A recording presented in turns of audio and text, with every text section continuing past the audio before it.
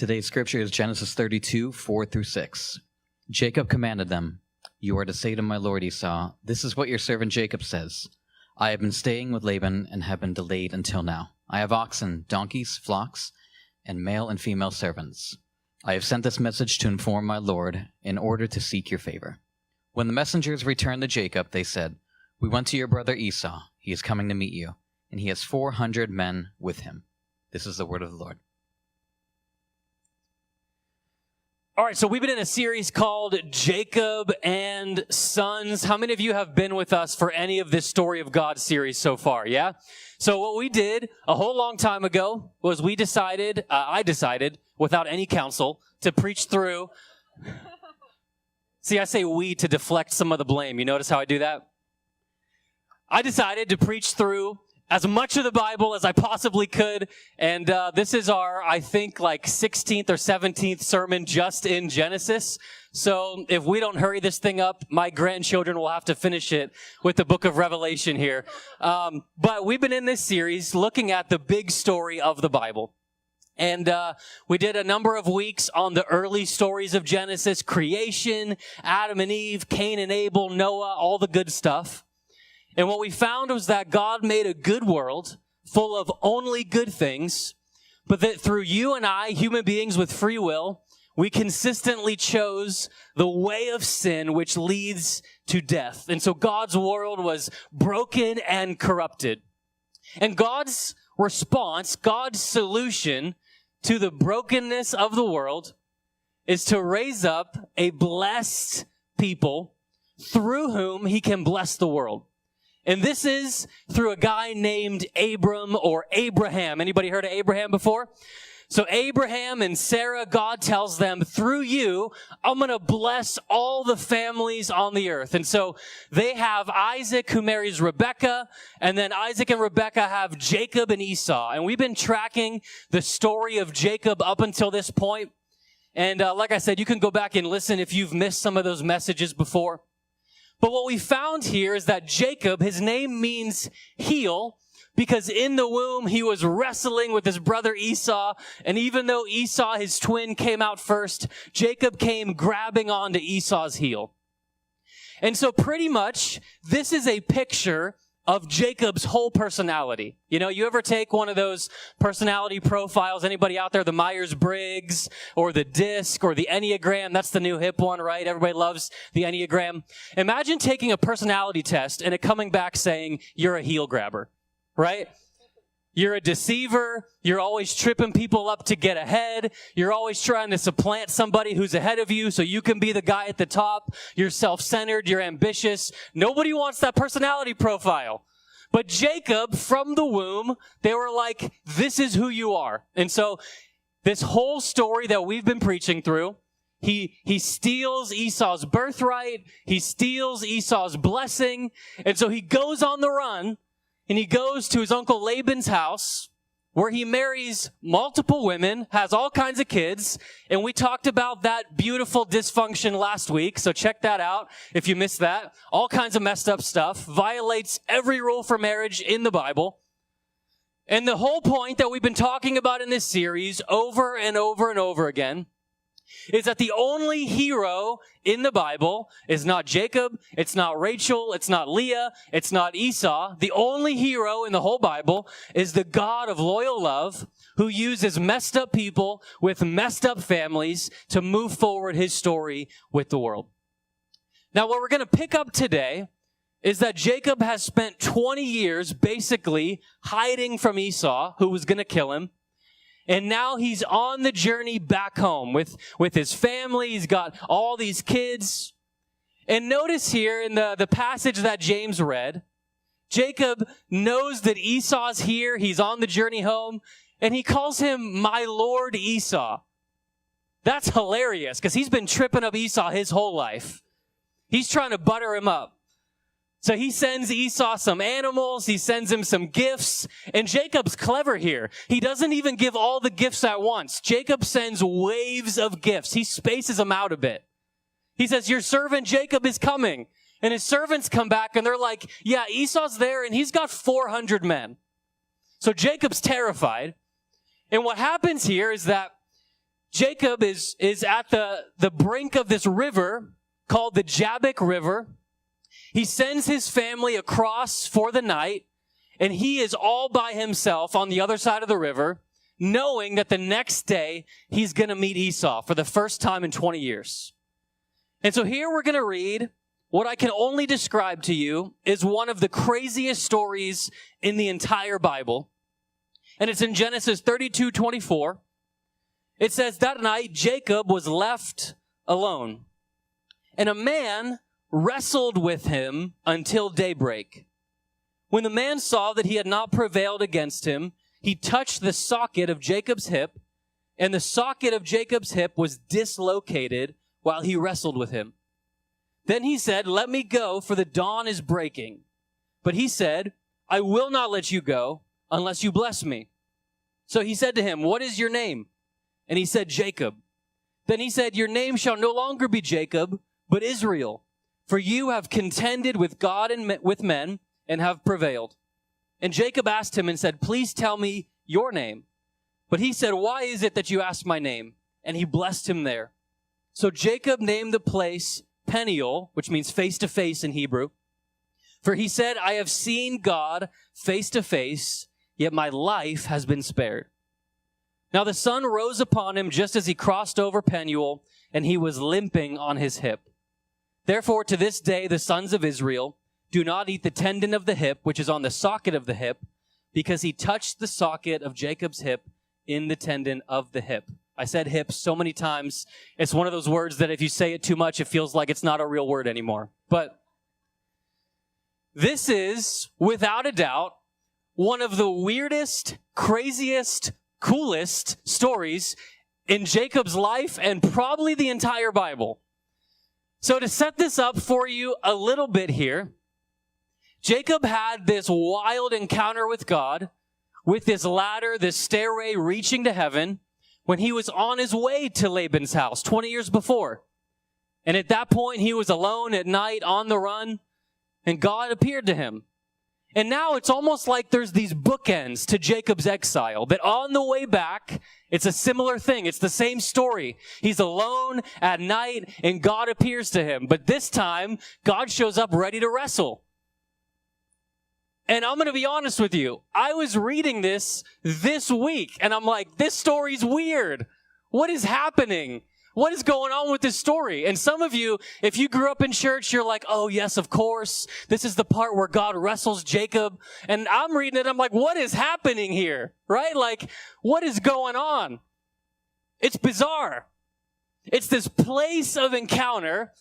And what we'll find here is that Jacob's life is changed forever, that his name gets changed to Israel. And if you've ever heard of Israel or the Israelites or the tribes of Israel or Israel in the Middle East today, it comes from this wrestling match.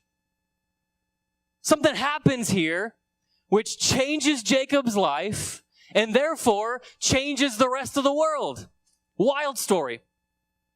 There's a key thing here which is important for all of our lives, and I don't want you to miss it. And some of you have heard me say it the last couple of weeks. What we find in our own lives, in our own walk with the Lord, is that more often than not, we encounter God not when everything's going well, not when we're on the mountaintop, not when life is going great and there's plenty of money in the bank and our job is fine and everything's nice and comfortable. What we see in Jacob's life and ours is that it's these moments when we feel like we're alone, when we're anxious, when we're on the run, the night before a big thing is about to happen. Esau's gonna kill me. I'm coming back for the first time in 20 years. And this is how life is. It's these moments of crisis, the moments of chaos, the moments when we can't see a way out, that these are the moments that God reveals himself in power in our lives. And so if you are in a place where you're like, Joey, I don't know what's going to happen tomorrow, guess what? God might be visiting you tonight. He might be coming to wrestle, I don't know, but he's coming. It explicitly says here, in the verses before, I didn't read it because I was trying to keep the passage a little shorter, that it was at the ford of Jabbok, this Jabbok River. Now, names in the Bible are very crucial, as we're about to find. Jacob's name gets changed. He names the place where it happened, Penuel, face to face. Names mean something. And the word Jabbok in Hebrew means emptying. And this is sort of an interesting thing here, because in one sense, it just is a natural emptying of the river, because the Jabbok River would flow into the Jordan. So it's an emptying place for the Jabbok River. But what we also find is that it's an emptying place in Jacob's life. That what God is doing in this moment is he's taking Jacob, the heel grabber, the deceiver, the one who's always tripping people up to get ahead, and he's emptying the Jacob out of him. He's turning him from Jacob to Israel, and he's rooting out some stuff, and he's pulling out some stuff. And I want to tell you, when God does that in your life, it feels like a wrestling match. But here's the thing that I've found in my years as a pastor. 9 years I've been in pastoral ministry. And here's what I found. Most people will miss out on the will of God for their lives, not because they don't have enough, but because they have too much.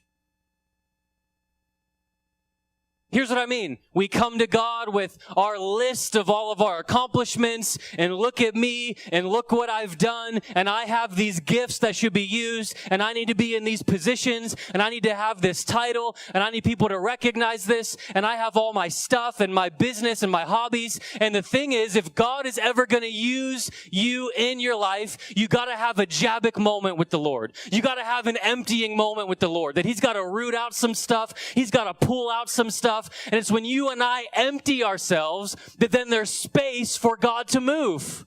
John the Baptizer said, he must increase and I must decrease. You know what you need to be used by God? Nothing. I love what Tim Keller says. He says you don't need anything to be used by God. The problem is most of us don't have nothing. We have too much of something that we're holding on to. And you see, there are these emptying moments in life when you and I are usually in a crisis. It's when we're on the run. It's when life doesn't make sense, when we're anxious about tomorrow. And it's in that place that if you'll let him, God is going to empty some stuff out of your life. And it hurts. It hurts because you've been Jacob your whole life. It hurts because you've been Jacob from the womb. But if you'll let him, he'll give you a new identity and a new name. But he can't give you that new name unless you're willing to get rid of the old name.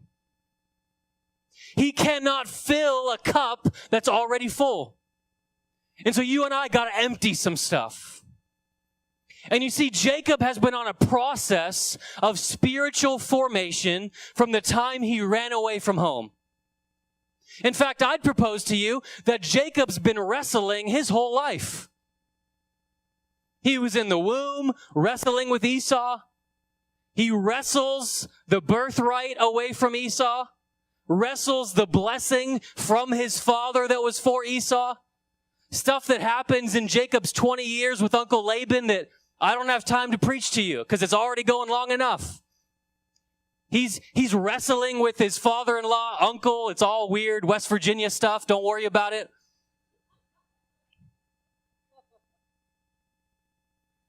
He's wrestling with Laban over and over again, fighting over the sheep and deceiving. He's been wrestling his whole life.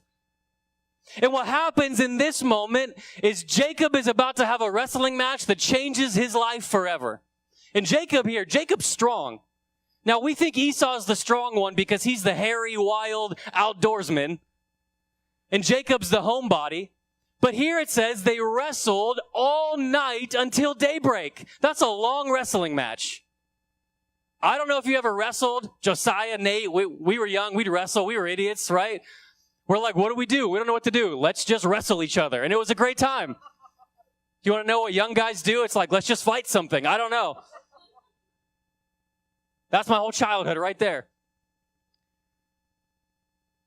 All night they wrestled, it says.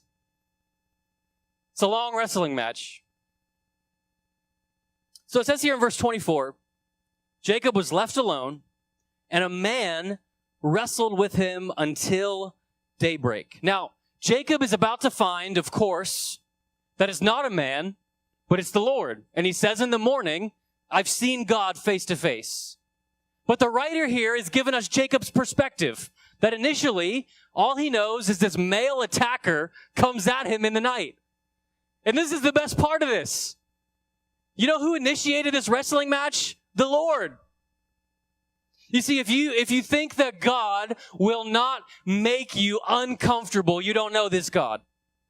And if you want a God that's just going to make you nice and cozy and comfortable and not put any demand on you, you don't know the God of Jacob, because he shows up ready to brawl. And God started it. He started this one. Wrestled with him until daybreak. So Jacob is strong. We saw last week he did this feat of strength, rolling this giant stone when he saw Rachel for the first time.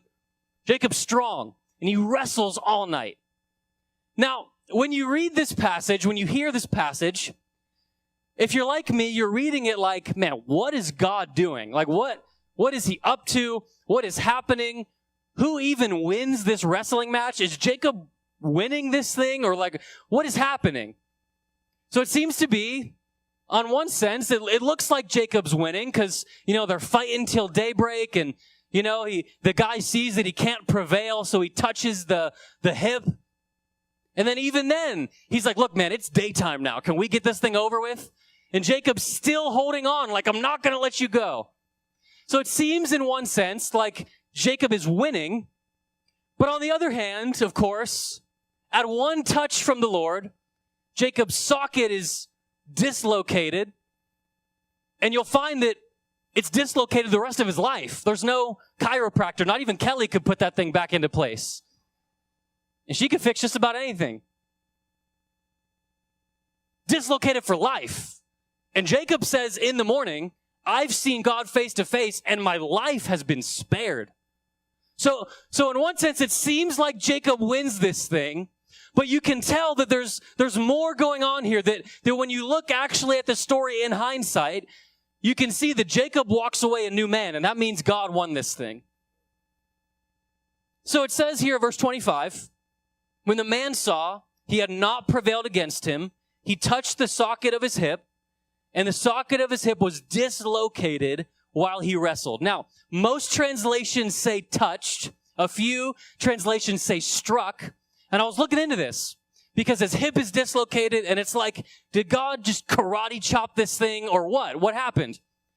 And it turns out that when you read the Hebrew that it was written in, the word that is used there is just the ordinary word for touch.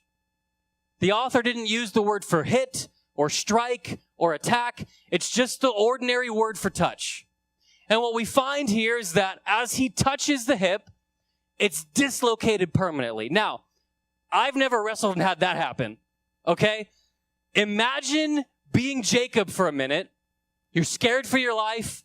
Unknown guy attacks you in the night. You're wrestling. It seems like it's kind of equally matched. And then he touches your hip and it's out of place. Permanently dislocated. And then still, Jacob is holding on. Jacob is clinging to the guy, even after he can't wrestle anymore. Verse 26. Then he said, let me go, for the dawn is breaking. But he said, I will not let you go unless you bless me. So here's what I think is happening here. And again, this story's wild. It's bizarre. Some of you probably have insights that I don't have. But here's what I think is happening in this story. What you see in verse 26, I pointed to it like it was there. Don't worry about that. Pretend like it's still up there. Okay, there it is. He said, let me go, for the dawn is breaking. And he said, I will not let you go unless you bless me. So what happens at this point, they're wrestling all night. You could tell they're both at this breaking point here. Jacob, now with his hip dislocated, seems to be that he's just holding on to the guy. He's just holding on to the Lord. That he can't even wrestle anymore. It doesn't say they were still wrestling. It says he was just holding on and he wouldn't let go. And here's the thing that I think the author wants us to see. That God through touching of the hip and the long wrestling match, all night they're duking it out, Jacob gets to a point where he has nothing left in him but to hold on to the guy that's attacking him. He's got nothing left but to cling to this divine wrestler that came to him at the emptying place.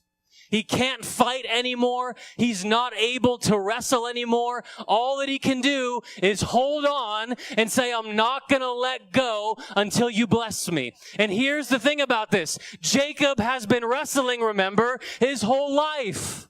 He's wrestling in the womb, wrestling with Esau, wrestling with his dad, wrestling with Laban. He's been a wrestler from the womb. He's the heel grabber. He's the tripper-upper. He's the deceiver, the supplanter, the guy who's always trying to get ahead. And here in this wrestling match, he's touched in a way which breaks his ability to wrestle. And you'll see that never again does Jacob wrestle. Jacob's not perfect going forward. He still makes mistakes, but you don't see the heel grabber anymore. Why? Because there was a touch from the Lord that broke that fighting spirit inside of Jacob. And you see, there are some things in your life that it's only a miraculous, supernatural touch from God that will do the trick. I believe in trying to work hard on your own effort to be better, be more disciplined, start working out, get some good sleep, go to therapy, get some counseling, work hard at your job. I believe in doing all of those things. But at some point, it's got to be a touch from the Lord that breaks us out of our old ways, that breaks us out of our old life. Tim at the men's group this past week talked about he was on drugs, on alcohol. Even on his football team, there was a Bible verse that said, we are more than conquerors. And the Bible verse didn't do it for him. He thought it was about football. But there was a moment with God that changed his life. And now it's been, what, Tim, 19 years since you've had a drop of alcohol. 19 years. And I could go around this room, and many of you have story after story after story of the power of God in your life. And it wasn't because it was a dynamic strike or a blow. At one touch from the Lord, everything changes. At one touch of his hands, everything changes. And Jacob here comes to a point where his wrestling days are over, and all he can do is cling to him. All he can do is hold on to the Lord. And he begins to seek a blessing from him. You see, his whole life, he was trying to get the blessing from Esau, from his father, from Laban. And here, Jacob comes to a point where all those illegitimate things that he stole through his own deception, he's now about to get a blessing from the Lord himself. But here's what it says in verse 27, and this is key. Notice God doesn't just bless him. Here's what it says. So he said to him, what is your name? And he said, Jacob. Then he said, your name shall no longer be Jacob, but Israel. For you have contended with God and with men and have prevailed. And Jacob asked him and said, please tell me your name. But he said, why is it that you asked my name? And he blessed him there. There it is, right there. There's the blessing that Jacob's been chasing his whole life. The one he tried to steal from Esau with the bowl of soup, the one he tried to trick his dad into giving him. Here's the blessing right here. So Jacob named the place Peniel, for he said, I've seen God face to face, and my life has been spared. Now, I was doing a lot of studying this week. There's multiple points in the Bible where God changes somebody's name. Abram to Abraham. We see Jesus rename Simon to Peter. We see these name changes in the Bible. And you see, when people in the ancient world chose names, it wasn't just, hey, this sounds like a cute name that would look good in a Facebook post, right? It isn't just a nice name that, sounds good that we can put on the wall in his or her, baby room. It wasn't just a nice sounding thing. The name was identity. The name was meaning. The name was purpose. And so when Jacob came out of the womb, grabbing the heel, they named him Jacob, heel grabber, deceiver. Now here's the thing about this name change. which is totally different from every other name change. When God is about to change his name and bless him, God asks him first his name. And this is kind of a weird thing if you think about it. Wouldn't God already know Jacob's name? Do you think God showed up and was like, wait a minute, who have I been wrestling with? I'm so sorry, right? My bad. I meant to get the other guy on the other river. Like it doesn't make sense on the surface. And yet what we come to see is that what he's doing is asking Jacob to admit his name, admit his identity, confess who he was, confess who he's been. That you don't see God saying to Abram, hey, before I change your name, who are you again? What's your name again? Hey, Simon, who are you before I change your name to Peter? And what God is doing here, Israel, before you become Israel, I need you to give up the heel grabber. I need you to admit the heel grabber, confess the heel grabber. And as Jacob confesses his old name, confesses his old identity, it's only at that point that God renames him Israel. And you have to see this here because in the world today, we want to add just enough Jesus into our lives so it feels like we're a good person now without it costing too much, without it being too inconvenient, without giving too much of a sacrifice. And you see, this is what Jabbok is all about. This is what the emptying is all about. That before you can become Israel, you've got to admit that you've been Jacob. You've got to admit that you've been the heel grabber, that you've been the deceiver. And that's how this match ends. Jacob's holding on. He's clinging. He's like, look, it's daybreak. And he's like, bless me. And God does not give him the blessing until he admits his name, until admits that he's been Jacob. And it's at that point of confession that God renames him Israel. And Israel kind of has this double meaning to it. It means that he fights or prevails with God. And here's the double meaning here. If I say, I fight with Nate, that can mean one of two things. It can mean we are fighting each other, or if I fight with Nate, we are fighting together against a common enemy, right? Double meaning. And Israel seems to have this double meaning here. That up until Jacob's life, he's been a wrestler. He's been a fighter. He's been scrappy, trying to get his own blessing, tripping people up, deceiving people. And you see, what this story reveals to us is that the real enemy Jacob has been wrestling with his whole life is the Lord. He's been wrestling with God's plan for his life, God's blessing coming to his life, and he's been trying to do it in his own way, on his own terms. He's been Jacob, the fighter, the wrestler. He's been wrestling with God. And so here, Jacob's whole life has been defined by one side of that coin, the one who fights with God, wrestles with God. But from here on out, the second meaning of that name is going to begin to take the lead. That he's going to begin to fight with God, for his plan, for his purpose, for his blessing in the world. And so Israel means the one who fights, prevails, conquers, rules with God. And this is who Jacob becomes. This is who he becomes. The one who rules with God. The one who brings about God's plan for the world. The blessing of God is birthed into the world through this messed up guy with his messed up family. His kids become 12 families who become 12 tribes who become the kingdom of Israel. And they birth the plan of God into the world. Jesus of Nazareth, descendant of Abraham, Isaac, and Jacob. And through him, all the blessings to these forefathers comes to pass. But there's one final thing here I want you to see as we close. It says in verse 31 that as the sun rose upon him, just as he crossed over Penuel, he was limping on his hip. Hebrews 11:21 says this, by faith Jacob, when he was dying, blessed each of the sons of Joseph, and he worshiped, leaning on the top of his staff. Jacob limped the rest of his life. He didn't walk the same anymore. He didn't carry himself the same anymore. And those days of wrestling against God became wrestling for God.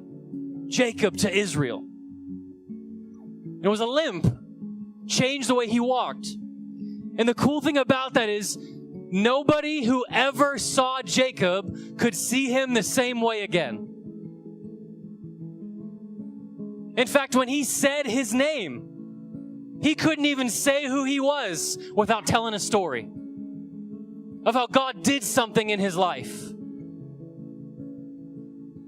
And you see the difference between somebody who's just a good, nice, religious person who wants to do the right things and show up at church and give their tithe and serve a little bit here and there.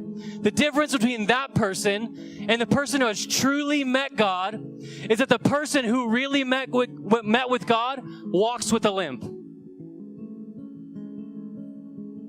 Robert Alter is a Jewish scholar. In his commentary on this passage, he said this: a powerful physical metaphor is intimated by the story of wrestling. Jacob, whose name can be construed as he who acts crookedly, is bent, permanently lamed by his nameless adversary in order to be made straight before his reunion with Esau. Look at this here. To be put right, to be put straight in his heart, in his mind, in his life, in his walk with God. To be put straight, he had to be bent. He had to be broken. He had to be wounded. He had to be dislocated. He had to be emptied. And this is a profound spiritual principle that if you and I are going to become the people that God wants us to be, you have to have this moment with the Lord. You have to have a moment where you let him break you. And if you've never been through this before, it feels like a wrestling match. To be made right, you have to let him break you. And this lines up with what Jesus says in the Gospels, that if you want to find your life, you have to lose it. If you want to gain your life, you've got to give it away. If you want to experience his resurrection, you've got to take up a cross and die. And that doesn't make sense to anybody. But you see what God is doing in those moments is he's crucifying the Jacob that's inside of all of us. He's crucifying the old life, the old way, the self-centered one, the ambitious one, the heel-grabbing one. And on the cross, God puts to death the Jacob inside of us so that Israel can be born. He puts to death the old life and the old way so that God's new life can be raised up out of the inside of us. You can tell who's had an encounter with God because you don't walk the same anymore. The night that Kelly got baptized in the Holy Spirit, in our youth center, the power went out. All of our fancy lights, our fog machines didn't work. And we thought, man, I don't know if God can move in this. Power goes out. Someone's up there with an acoustic guitar. Kelly got touched by the Lord so powerfully. She's baptized in the Holy Spirit. Physically couldn't walk. Her dad carried her to the car while she's still speaking in tongues, can't stop. Puts her in bed that night, tucks her in, she's still speaking in tongues. Fell asleep that way. You don't get up the same after that. Paul Washer tells a story. He said, if I walked in this room today and I said, hey, on the way here, I got hit by a semi-truck. I was on the freeway, something happened with my tire, I pulled off to the shoulder, I got out of my car, and a semi hit me. He said, how many of you would believe me? None of you. Because if a semi hits you, you're not just going to walk on in here like nothing happened. And I want to tell you, if you have an encounter with the living God, the real God, the God of Abraham, Isaac, and Jacob, you won't walk the same after that. You'll have a little bit of a limp in your step. But I want you to know that when you're weak, He'll be strong. When you're dead, His life will come through you. That's what this limp is all about. You see, you and I, especially in the American church, we want to be strong. We want to be put together. We want to be successful. But Paul said, I have been crucified with Christ. And the life that I now live in the flesh, I don't live by my own faith, but in the faith of the Son of God who loved me and gave Himself for me. You see, in the natural world, maturity, growth, strength comes by being independent. I have a 2-year-old. He's doing more and more stuff on his own. He doesn't want me to do anything, actually. He tried to drive the car yesterday. He thinks he's ready. No, I do it all myself. That's what he says all the time. And it drives me nuts. But the truth is, I'm proud of him. Right? He's learning to do things on his own. Trying to potty train him. Now he's running around, he just rips his diaper off and runs naked through the house. He's never been happier than when he's naked. It's wild. Try having toddlers. You see, growth in the natural world is about becoming more independent. But with God, it's the opposite. With God, it's about learning how to walk with a limp, because when you and I are weak, then He is strong. And growth with God doesn't look like becoming more independent, more self-sufficient. It's about decreasing. It's about humbling. It's about lowering yourself. It's about embracing the weakness in your life, because it's in that space that God begins to move. Embrace the weakness. Embrace the humility. That you find someone who has a real history with God. You won't find a super wrestler. You won't find a superhero. You find someone who's really strong in the Lord, you'll find that it's actually someone who walks with a limp. Who's learned to make Him their strength. That when you and I take up that cross and die, that's when His resurrection life is birthed within us.